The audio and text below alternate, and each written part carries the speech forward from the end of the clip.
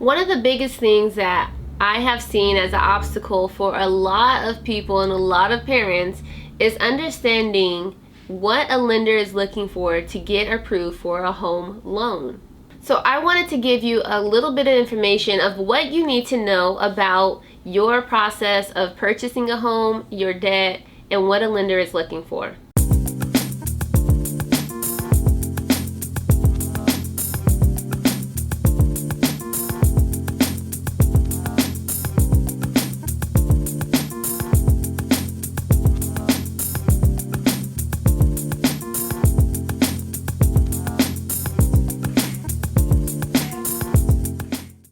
So a lender is the person that the company you'll be going to actually purchase the home. They will be giving you the money for the payment on the house, and doing so you are taking out a loan from them to purchase the house, and you will be paying them back.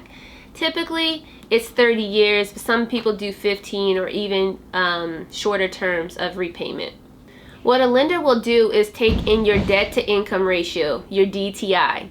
The debt to income ratio is basically going to let them know if you are going to be approved for the mortgage application. So how they determine what actually is going into your DTI is adding up your monthly debts, like your credit card payments every single month, your car loans that you have outstanding, or your student loans. So they take those monthly payments. They do not include your current mortgage or rental payment, your electricity bill, or your phone bill. Those are excluded. Then they add your expected or projected monthly mortgage payment to this amount, so that they have a total number of your debt. Then they take that number and divide it to your pre-tax income. And that is how you get your debt to ratio income. So let's just say your income was $4,000 a month. Your ratio and what the lender is going to look at is how much you are actually spending every single month and what those payments are. So let's just say you pay $722 to cover your credit card monthly fees, your student loan monthly fees, and your car lease. $722. If you divide 722 divided by 4,000, you're going to have 18% debt to income ratio. Now let's just say you're spending a little bit more and your car lease is more or something, and you're spending about $1,200 every single month. That's your expenses every month. When you divide the 1,200 by the 4,000, you have 30% of your debt to income ratio. So that is how they're going to calculate how much your debt to income ratio is. They take your monthly expenses, they add in your projected monthly expense for the new home, and then they divide it by your income. Okay, so that's how you determine your debt to income ratio, and you can do that now. Most lenders want your debt to income ratio to be no more than 36%.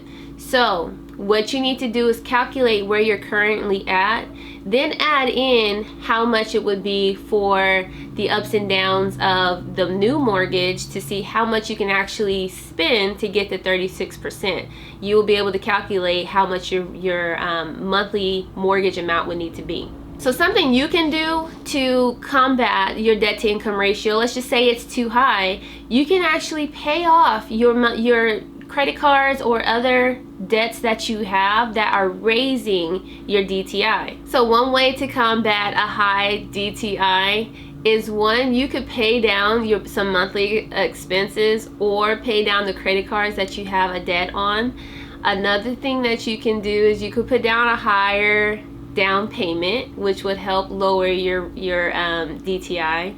Another thing, and the last thing that you could possibly do, is get a cheaper house, which I don't think anybody wants to do, is get a cheaper house, but you never know. So those are different ways that you can change your DTI and get it to where the lender needs it to be. Some lenders are also able to take in non-traditional forms of income. So raising your income can also change your DTI. So it's basically going to change your ratio. So if you still have $1,200 that you're spending every month, but your income goes up to $6,000, that's going to change your DTI, your debt to income ratio. So those are some things that you can do to change and combat not being able to get approved based off of your DTI being too much. So overall, lowering your debt to income ratio before you go apply will have you being accepted, because the lender is going to see a lower DTI when you go apply.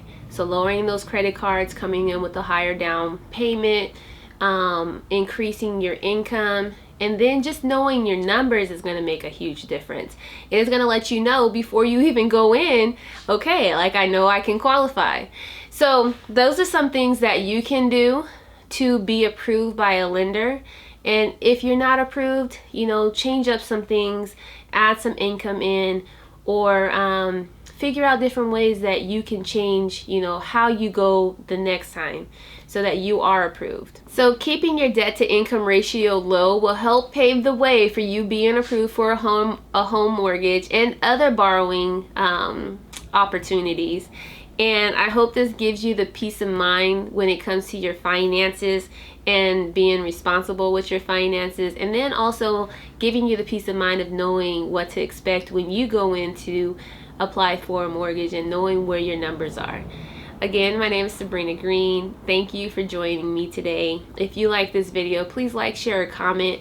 And I do answer the comments. I see every single comment. So if you do have a question about it, or you just want to talk about your personal struggles or what you have to overcome and need help with that, I am always also available for that. So we'll definitely be dropping the link below so that you can book a call with me and we can talk about how to get you to the path of home ownership.